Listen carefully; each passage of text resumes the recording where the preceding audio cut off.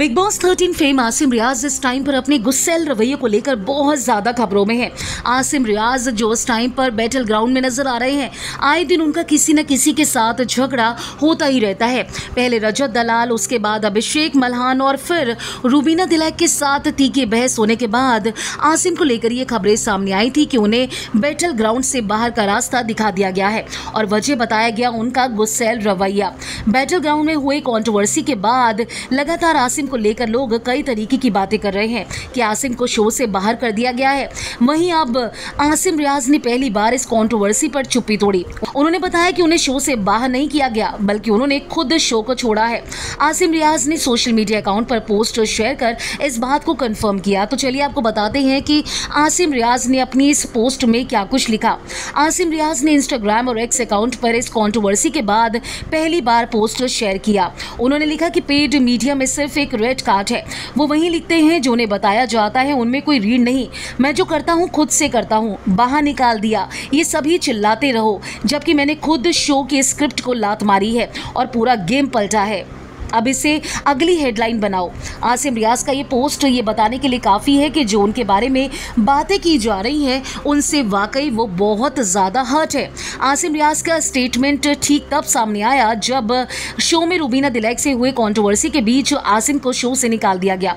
हालांकि शो के मेकर्स ने अभी तक इस पूरी कंट्रोवर्सी पर कोई ऑफिशियल स्टेटमेंट नहीं दिया।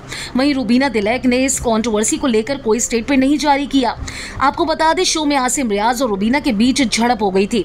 जब आसिम एक कंटेस्टेंट को मोटिवेट करने के लिए उसे खरी खोटी सुना रहे थे, तभी रूबीना अचानक से बीच में आ गई और आसिम को चुप रहने के लिए कहा। इसके साथ ही उन्होंने कहा कि वो कंटेस्टेंट का जो मनोबल है वो गिरा रहे हैं। इस पर आसिम रियाज रूबीना दिलैक पर बहुत ज्यादा भड़क जाते हैं और अपने गुस्सैल रवैये की वजह से रूबीना को ये कहते हैं कि सुनिए मैडम, ये कोई टीवी सीरियल नहीं है, आपका कोई टीवी शो नहीं है। जिसके बाद ये कंट्रोवर्सी और भी ज्यादा बढ़ गई।